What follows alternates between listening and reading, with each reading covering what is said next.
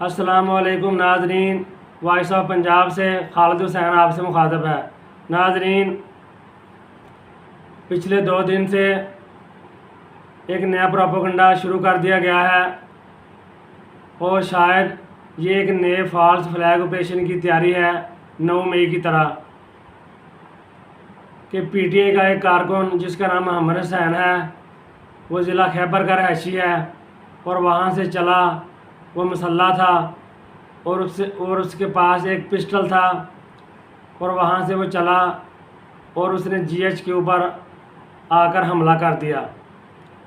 जिसके नतीजे में एक कारकुन एक सिक्योरिटी एहलकार जान भाग और 2 से 3 ज़ख्मी हो गए हैं। तो नाज़रीन, ये कितनी अजीब बात है और मनसूबा साजों ने किस तरह इसमें झोल छोड़े हैं कि एक कारकुन वहाँ से चला और रास्ते में इतनी नाके, इतनी चेक पोस्टें आईं और किसी ने उसे चेक करने की कोशिश नहीं की और वो रावलपिंडी के हिसाब से हाई सिक्योरिटी जोन में दाखिल हुआ और जो पाक फ़ौज का हेड ऑफिस है GHQ, उस पर उसने हमला कर दिया। तो नाज़रीन, ऐसा लगता है ये पीटीआई पर क्रैकडाउन करने के लिए, उसे मज़ीद क्रश करने के लिए और उस पर मज़ीद जुल्म सितम ढाने के लिए ये एक नया बहाना तराशा जा रहा है।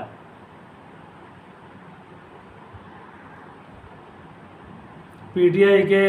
रहनुमाओं ने कल प्रेस कॉन्फ्रेंस करके इस साजिश का तोड़ किया है और इस हमले की मजम्मत की है और ये कहा है कि ये जो मोहम्मद हुसैन है ये पीटीआई का कारकुन ज़रूर था, लेकिन इसे किसी की हिमायत हासिल नहीं थी, या ये उसका ज़ाती फेल है, या ये भी बताया जा रहा है कि वो ज़हनी तौर पर स्टेबल नहीं था और ज़हनी मसाइल का वो शिकार था। तो पीटीआई ने नाजरीन पीटीआई ने इस हमले से लातलगी का ऐलान किया है और CCTV फुटेज का मुतालबा किया है कि अगर आप सच्चे हैं कि ये वाकई ये हादसा या वाक़या हुआ है तो आप CCTV फुटेज मुहैया करें। तो CCTV फुटेज मुहैया नहीं की जा रही, बस प्रोपेगेंडा किया जा रहा है ताकि पीटीआई को एक दहशतगर्द जमात करार देकर, एक पुरतशद्दद जमात करार देकर उसके ख़िलाफ़ मज़ीद कार्रवाई की जा सकें और खुदा न खास्ता उस पर पाबंदी लगाने की राह हमवार की जा सके। तो नाज़रीन, इस प्रोपेगेंडे का तूफ़ान अभी थमा नहीं था तो एक नया शोशा छोड़ दिया गया है कि अकबर एस बाबर, जिसका शुमार पीटीआई के बानी रहनुमाओं में होता है और पिछले काफ़ी सालों से खान साहब ने उन्हें पार्टी से अलग कर दिया था और वो दफाई इदारों को और हुकूमत को काफ़ी सपोर्ट मुहैया कर रहे थे और उनके हाथों में खेल रहे थे और पीटीआई के ख़िलाफ़ उन्होंने काफ़ी मुकदमात किए, जिनको बुनियाद बनाकर सुप्रीम कोर्ट ने पीटीआई से बल्ले का निशान वापस लिया था। और ये एक ऐसा शख्स है जिसने पीटीआई की कमर में छुरा घोंपा था और कारकुनों पर जुल्म सितम के लिए रास्ता हमवार किया था। तो ये एक गद्दार था। अब उसके बारे में ये ख़बरें आ रही हैं कि खान साहब ने उसको पैगाम भेजा है कि आप मेरे साथ मुलाकात करें और पीटीआई के पुराने कारकुनों को या पुराने जो लीडर्स हैं, बानी रहनुमा हैं, उन्हें इकट्ठा किया जाए और जब खान साहब बाहर आएंगे सबसे पहले वो उसके घर में तशरीफ़ ले जाएंगे। तो इस बात की तस्दीक अकबर एस बाबर ने भी कर दी है कि मुझे वाकई जेल से पैगाम मिला है और खान साहब ने मुझे ये पैगाम भेजा है कि आप पीटीआई की जो नज़रियाती लीडरशिप है, जो बानी रहनुमा हैं, उन्हें इकट्ठा करें और इसकी तश्कील नौ करें पीटीआई की। तो नाज़रीन, ये भी एक प्रोपेगेंडा है, एक साजिश है। या तो पीटीआई की जमात में तफरका डालने के लिए, इंतशार पैदा करने के लिए और कारकुनों में बादली फैलाने के लिए इस तरह की बातें की जा रही हैं। और ख़ान साहब की सेहत के मतलब कोई खबर बाहर आ नहीं रही और ख़ान साहब ने ये किसी के हाथ पैगाम नहीं भेजा कि मैं ठीक हूँ, तंदुरुस्त हूँ और बकीद हयात हूँ, तो आप परेशान ना हों और मैं सेहतमंद हूँ। तो वो तो पैगाम ख़ान साहब ने भेजा नहीं, जिसकी वजह से सारी कौम परेशान है और हर कारकुन जो है वो इज़्तिराब का शिकार है। और ख़ान साहब ने उस गद्दार के लिए ये पैगाम भेज दिया है कि आप पीटीआई को मुत्तहिद करें और सबसे पहले रिहा होने के बाद ख़ान साहब उसके घर में तशरीफ़ लाएंगे। तो नाज़रीन, ये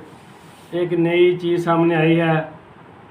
और अदारे ऐसी चालाकियों से बाज नहीं आ रहे और ऐसे प्रोपेगेंडे से बाज नहीं आ रहे, बजाय इसके कि वो अपनी इस्लाह करें और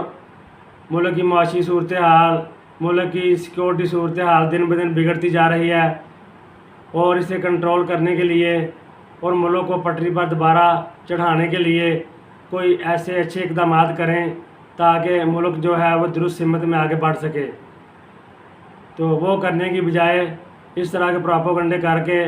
और अपने ही मुल्क की मकबूल जमात और उसके लीडर के ख़िलाफ़ कार्रवाइयों का बहाना और जवाब तराशा जा रहा है, जो कि अफसोसनाक है।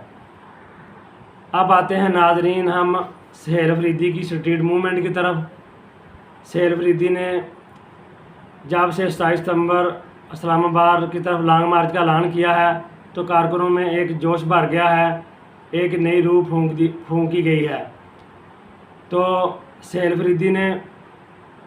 लॉन्ग मार्च की तैयारियों के सिलसिला में अपने हलके और अपने ही आबाई ज़िला खैबर से स्ट्रीट मूवमेंट का आगाज़ कर दिया है और आवाम का जोशो खरोश दीदनी है। लोग जोक दर जोक सहेल अफरीदी का इस्तकबाल कर रहे हैं और ख़ान के साथ अपनी वालाना मोहब्बत का और अकीदत का इजहार कर रहे हैं। और आज से चंद दिन पहले अलीमा ख़ान साहब ने भी पूरे खैबर पख्तूनख्वा का दौरा किया था और लोगों की बड़ी तादाद ने उनका इस्तकबाल किया था और उसके बाद पेशावर जलसे का ऐलान किया गया था। तो नाजरीन, अब सहेल अफरीदी को भी अच्छा रिस्पांस मिल रहा है और लोग जोक दर जोक उनकी स्ट्रीट मूवमेंट में अपना हिस्सा डाल रहे हैं और उनका इस्तकबाल कर रहे हैं।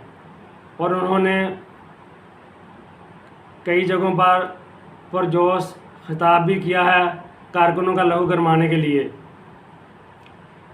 और उन्होंने ये शेर भी पढ़ा कि अकाबी रूह जब बेदार होती है जवानों में, नज़र आती है उन्हें अपनी मंजिल आसमानों में। नहीं तेरा नशे मन कसेरे सुल्तानी के गुंबद पर, तू शहीन है बसेरा कर पहाड़ों की चट्टानों पर। वो ख़ान साहब के शहीनों को इस तरह के शार से, अल्लामा इकबाल के शार से उनका लहू गरमा रहे हैं। तो नाज़रीन, ये थी पिछले 24 घंटों में होने वाली पेशरफ्त।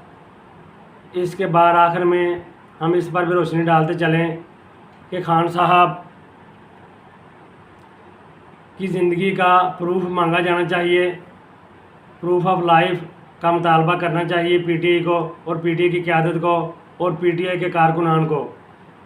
कि ख़ान साहब को पिछले 7 से 8 महीनों से कैद तन्हाई में रखा गया है और उनके जो मुआलज हैं उनके साथ उनकी मुलाकातें बंद हैं और उनके वकला के साथ भी उनकी मुलाकात नहीं होने दी जा रही और ख़ान साहब की बहनों और फैमिली से भी उनकी मुलाकातों पर पाबंदी लगाई गई है। और जो पिछले दिनों जहाज शहीद की खबर आई थी उससे पूरे पाकिस्तान में तशवीश की लहर दौड़ गई थी। तो हर शख्स परेशान था कि आया ख़ान साहब की ज़िंदगी के साथ कोई खिलवाड़ तो नहीं किया जा रहा।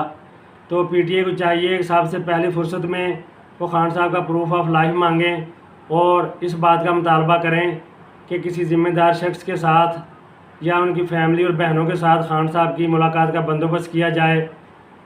ताकि ये चिमगोइयाँ बंद हो सकें कि खुदा न खासा ख़ान की ज़िंदगी के साथ कुछ हादसा हो गया है। तो इन मुलाकातों के बाद इन साजिशों का, इन चीमगोइयों का, और जो पूरे मुल्क में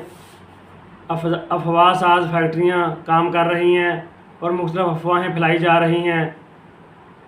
तो जब मुलाकात हो जाएगी खान साहब के साथ उनकी फ़ैमिली की, तो इन अफवाहों का सिलसिला, इन चेमगोइयों का सिलसिला बंद हो जाएगा